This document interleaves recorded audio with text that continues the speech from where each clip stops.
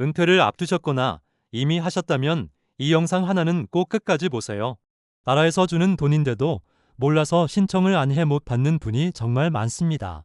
오늘은 노후에 꼭 챙겨야 할 돈과 복지를 7가지로 한 번에 정리해드립니다. 보시다 보면 이건 나도 해당되네 하는 게 최소 2~3개는 나올 거예요. 특히 건강보험료 관해서는 대부분 손해를 보고 계십니다. 끝까지 보시고 부모님께도 꼭 공유해주세요. 그럼 시작하겠습니다.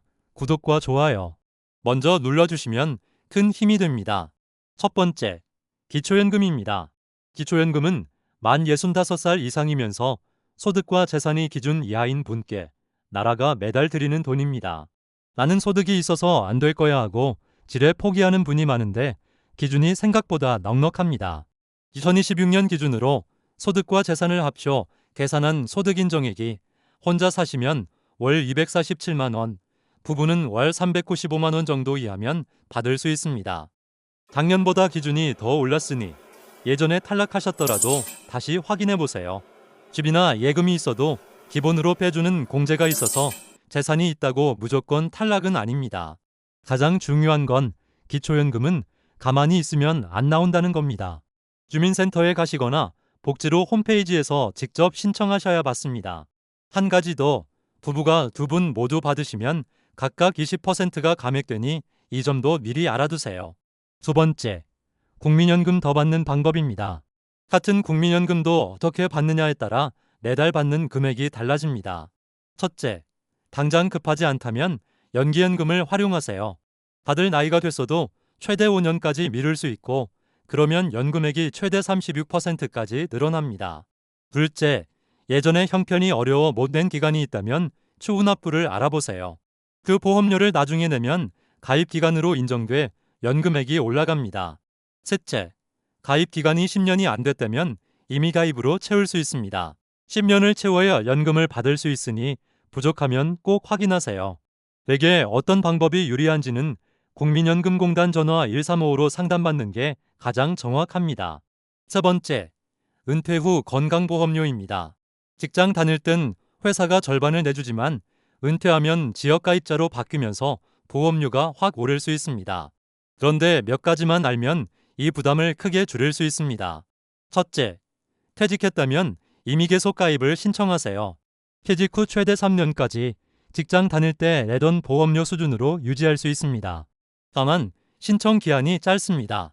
퇴직 후 첫 지역 건강보험 고지서를 받으면 그 납부 기한으로부터 2달 안에 꼭 신청하셔야 하니 서두르세요. 둘째, 직장 다니는 자녀나 배우자의 피부양자로 들어갈 수 있는지 확인하세요. 피부양자가 되면 보험료를 따로 안 내는데 연금이나 소득이 기준을 넘으면 탈락합니다. 셋째, 소득이 줄었다면 조정 신청으로 보험료를 낮출 수 있습니다. 정확한 건 건강보험공단 전화 1577-1000으로 확인하세요. 네 번째, 숨은 정부지원금입니다. 대부분의 복지는 자동이 아니라 신청해야 받습니다. 즉 몰라서 신청 안 하면 그냥 못 받는 겁니다. 이럴 때 복지로라는 정부 사이트를 이용하세요.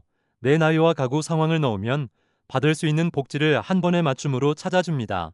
복지로 말고도 정부24나 몇몇 은행 앱, 숨은 지원금 찾기 기능으로도 조회할 수 있습니다. 컴퓨터가 어려우면 가까운 주민센터에서 안내받으시면 됩니다. 특히 부모님은 이런 정보를 잘 모르고 지나치기 쉬우니 자녀가 대신 한번 조회해드리면 좋습니다. 다섯 번째, 만 65살부터 받는 교통과 의료 혜택입니다. 65살부터는 지하철을 무료로 타실 수 있고 기차도 할인을 받습니다.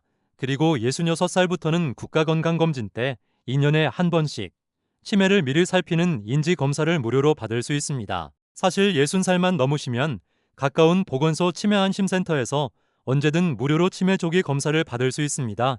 치매는 일찍 발견할수록 좋으니 꼭 챙기세요. 의료 혜택도 큽니다.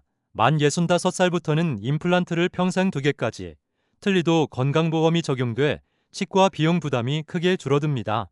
또 매년 독감 예방접종을, 그리고 폐렴구균 접종을 평생 한 번 무료로 받을 수 있습니다. 신분증만 들고 보건소나 지정병원에 가시면 됩니다. 여섯 번째, 활동비를 받는 노인 일자리입니다. 가벼운 활동을 하면서 매달 활동비를 받는 국가 사업입니다. 크게 2가지가 있는데 공익활동은 한 달에 약 29만 원을 받고 주로 기초연금 받으시는 분이 참여합니다. 활동이 조금 더 많은 사회서비스형은 한 달에 약 76만 원까지 받을 수 있습니다. 다만 이 금액은 활동 시간과 해마다 조금씩 달라지니 정확한 금액은 신청할 때 확인하세요. 모집은 보통 11월에 시작하지만 자리가 나면 연중 수시로도 뽑습니다. 주민센터나 노인 일자리 여기 홈페이지 또는 상담 전화 1544-3388로 신청하세요. 용돈도 벌고 몸도 움직이니 건강에도 도움이 됩니다. 7번째, 부모님을 위한 장기 요양보험입니다. 이건 특히 부모님을 모시는 분이 꼭 아셔야 합니다. 나이가 들어 거동이 불편하거나 치매나 뇌졸중 같은 병으로 혼자 생활이 어려워지면 나라가 요양에 드는 비용의 대부분을 대신 내주는 제도입니다. 건강보험공단에 신청하면 직원이 집으로 나와 상태를 살펴보고 등급을 정해줍니다. 등급을 받으면 요양보호사가 집에 와서 돌봐주는 방문요양이나 요양원 비용을 지원받을 수 있습니다. 보통 집에서 받는 서비스는 본인이 15%만 내고 나머지는 건강보험이 부담합니다. 형편이 어려우신 분은 이보다 더 적게 내거나 아예 안 내기도 합니다. 많은 분이 이 제도를 몰라서 요양비를 전부 자기 돈으로 부담하고 계십니다. 거동이 불편한 부모님이 계시다면 건강보험공단 1577-1000으로 꼭 문의해보세요. 이제 정리하겠습니다. 오늘 알려드린 7가지. 기억할 건 딱 하나입니다. 대부분은 신청해야 받는다는 것. 그러니 오늘 3가지만 해보세요. 첫째, 기초연금 대상인지 주민센터에 확인하기. 둘째, 복지로에서 내가 받을 수 있는 복지 조회하기. 셋째, 이 영상을 부모님이나 가족에게 공유하기. 정확한 금액과 조건은 해마다 바뀌니 꼭 관할 기관에서 확인하세요. 받을 수 있는 내 돈. 몰라서 놓치지 마시고 꼭 챙기시길 바랍니다. 도움이 되셨다면 구독과 좋아요 부탁드립니다. 다음 영상에서 또 알찬 정보로 찾아뵙겠습니다.